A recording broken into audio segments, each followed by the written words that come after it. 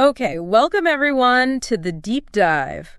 This is the place where we take the sources you send us, we really dig in and pull out those key insights. Basically a shortcut to getting up to speed on topics you care about. That's the goal. And today we're tackling something that, well, it comes up a lot. It feels like a huge hurdle for so many people using English. Yeah, starting conversations, that initial step. It really is. And the source material for this deep dive is pretty perfect for this. Excerpts from Breaking the Ice, Starting English Conversations Confidently. So our mission today is basically to unpack the strategies from this source and maybe more importantly, the mindsets you need to, get over that freeze-up moment and just start talking confidently. Right.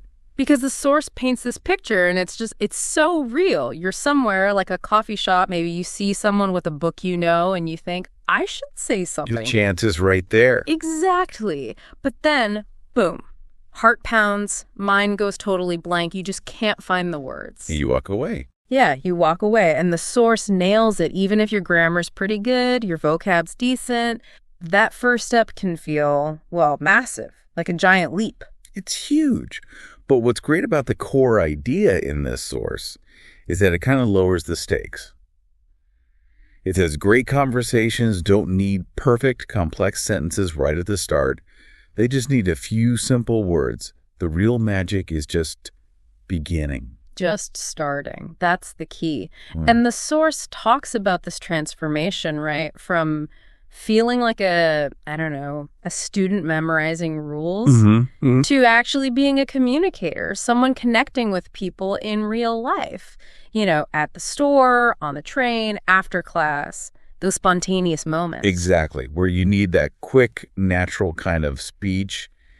And the source lays out a roadmap. It breaks down why it's hard, how to tackle the fear. Gives you actual phrases. Useful phrases, yeah. And how to keep it going once you've started. Plus examples, common mistakes, fixes. And a challenge at the end to actually do it. Yeah, so we'll cover all of that for you. So this isn't really about grammar drills. It's about learning to live in English, interact naturally. If you feel that hesitation, that freezing up, beginner, intermediate, advanced, doesn't matter. This is definitely for you. Okay, so where do we start? The source dives right into the psychology first. Yeah. Why is it so hard? Yeah, the mental game, especially with strangers. It talks about this invisible wall and the number one brick in that wall, fear. Oh, yeah. The source lists them out, doesn't it? It's like fear of messing up your grammar. Yep. Fear of being judged for those mistakes. The absolute terror of awkward silence if it just stops. Ugh, yeah. And maybe the biggest one, fear of not understanding what they say back to you. Totally. But the source has this great take on these fears. It basically says they're lies your brain tells you. Lies to keep you safe. Exactly. Your brain thinks it's protecting you from embarrassment, but really it's just stopping you from growing, from connecting. And the source redefines confidence here, which I think is key. It's not feeling fear. It's taking action, even when you feel the fear. Doing it anyway. That changes everything. And the source kind of breaks down what happens in your brain, right, when you see that chance to talk. Yeah, it's like, yeah. Step 1, see opportunity. Step 2, start thinking, but often in your native language first. Then translate. Step 3, judge the translation. Is it perfect? Is it okay? Does it sound weird? And that whole process, think, translate, judge, it's just too slow for a real conversation. Way too slow. That's what causes the freeze. So the fix, according to the source, is pretty bold. Train your brain to respond without translating everything. And this is crucial. Stop trying to be perfect. Perfection kills conversation. That's a great line from the source. It really is, because waiting for that flawless sentence, it's a trap.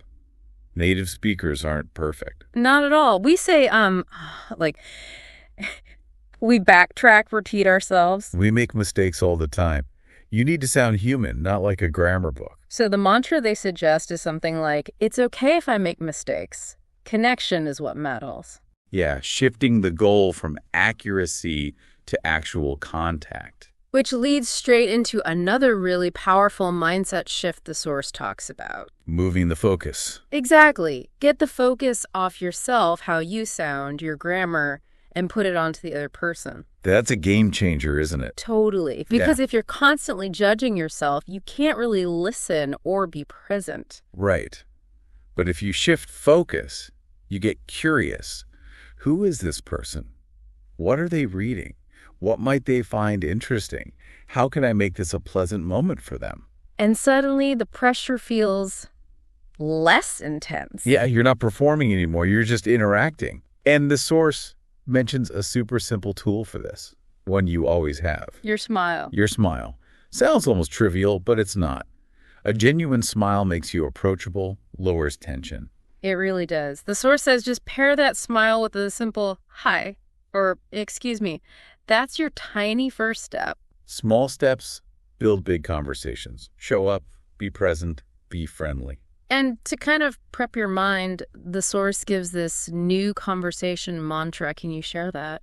Yeah, it's, I don't need to be perfect. I just need to be present.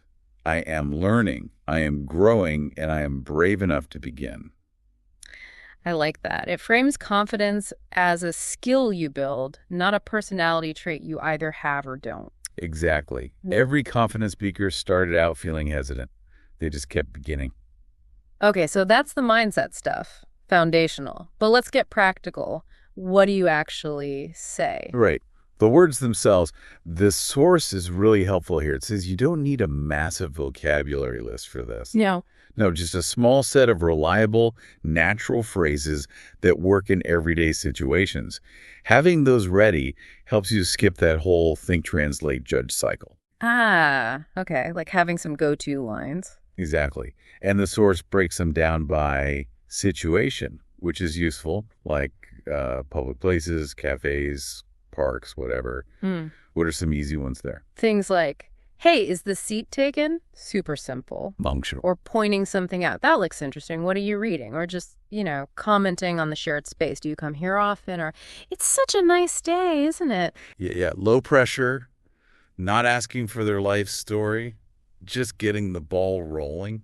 What about in class or study groups? You've already got something in common there. Right. So the source suggests things like, what do you think of today's class? Or have you studied this before? Creates that shared experience vibe. You can even be a bit vulnerable, right? Like, I'm always confused by this part. Do you get it? Totally. Or be direct. Want to study together sometime. Builds teamwork. Okay, and more formal spots like work or networking events. There, the source suggests focusing on showing interest in their experience. Things like, so what brings you here today? Or, how long have you been working in this field? Or maybe, I'm new here. Any advice? That's a good one. Yeah. Or complimenting something specific. I loved how you explained that point. Where did you learn that approach? The key there, the source says, is listening and asking follow-ups. Makes sense. And what about online or on the phone? Slightly different dynamic. Yeah, but still simple starters. Hi there. Mind if I ask a quick question? Polite. Or giving positive feedback. Just wanted to say your post is really helpful. Or just being upfront. I'm trying to practice my English. Can we chat for a bit? Politeness and clarity work well there. And finally, social or casual situations. Parties, gatherings. The classic, hey, I'm your name, what's your name? Always works. Can't go wrong with that. Or find a connection. So how do you know the host? Or a genuine compliment. That's a cool shirt. Where'd you get it? Or acknowledging something they're doing well. You seem really good at this game. Any tips? And the source adds a crucial point here. How you say it matters. Your tone. Confidence, kindness that comes across just as much as the words. Okay, so having these phrases ready helps you break the ice. All right. But then, the next challenge, that moment after you speak. How do you keep it from just stopping? Yes, the follow-through. The source has several good techniques for this. Yeah. First up, use follow-up questions. Seems obvious, but key. It really is. When they answer your first question, don't scramble for a brand new topic. Just ask more about what they just said. Shows you're listening, gives you a second to think, too. Exactly. The source gives examples like, oh, really? Tell me more about that. Or, that sounds interesting. How did that happen? Or maybe, wow, I've never done that. What's it like? Or simply, so what happened next? Simple, but they keep the focus on the other person and build on their response. What else? The source mentions just reacting naturally. Yeah, with short responses. You don't always need a full sentence. Think about how native speakers react. Like saying no way, or exactly, or same here. Or that's so cool, or I totally get that. Plus nonverbal stuff like nodding, saying It keeps the rhythm going. Smooth things over while you gather your thoughts. And I liked the echo technique the source described. Oh yeah, that's a clever one. Super simple. How does it work again? You just take a key word or phrase from what they just said and turn it into a question. The example was, person says, I'm planning a trip to Spain. You say? You echo, Spain. Wow, that sounds amazing. What cities are you thinking of visiting? You use their own word to prompt more. Neat trick. And finally, the source reminds us not to make it an interrogation. Right. Share something about yourself. After you ask a question and they answer, chip in with something related about you. So it feels balanced. Exactly. Yeah. Like, me too, I love Italian food. Or, I've never tried that myself. I'm curious now. Or even, that reminds me of this one time. Opens the door for them to ask you something, keeps it feeling like a real exchange. Definitely. And seeing these techniques play out helps. The source gives those real-life examples. Yeah, let's walk through one, the language meetup example. How did that start? Super simple, just like the source recommended. Hi. Is this seat taken? Functional. Then introductions. Then Alex uses a follow-up based on the context. Is this your first time at the meetup? Good one. And when Lena answers, Alex doesn't just nod.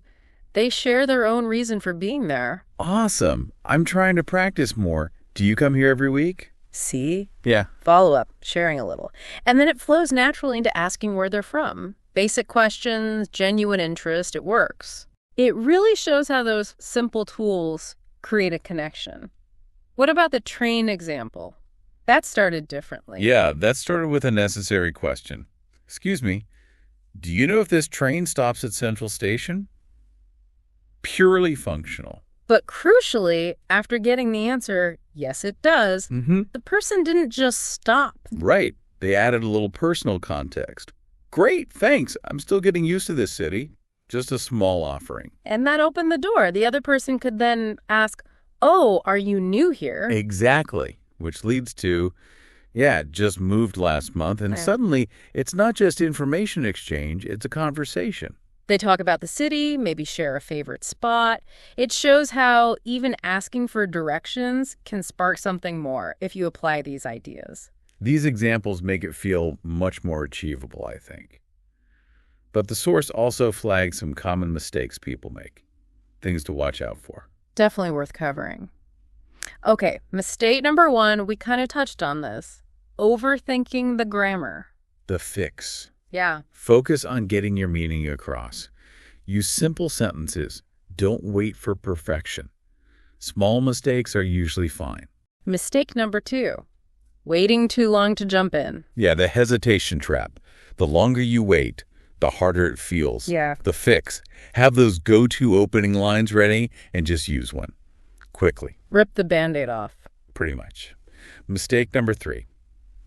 Giving yes-no answers. Oh, the conversation tiller. Totally. The fix is simple. Always add a little more. The source used the movie example. Don't just say yes. Say, yes, I love that movie, especially the ending. Give them something to respond to. Good advice. Mistake 4, not listening properly. Happens when you're busy planning your next sentence instead of hearing theirs. The fix is active listening. Focus on them. The right follow-up will come more naturally if you actually heard what they said. Makes sense. And the last one, a biggie. Fear of native speakers. Yeah, feeling intimidated. The source offers reassurance. Most native speakers are patient. They often appreciate the effort. And the fix if you don't understand. Just be honest. Yeah. It's okay to say, sorry, could you please repeat that? Or What does word mean? Honesty is better than pretending. Okay, so we've got the mindset, the phrases, the techniques, the examples, the pitfalls, which brings us towards the end. The source wraps up with a clear call to action, right? It does. Now that you have all these tools and insights, it's time to use them. The source lays down a conversation challenge. What is it?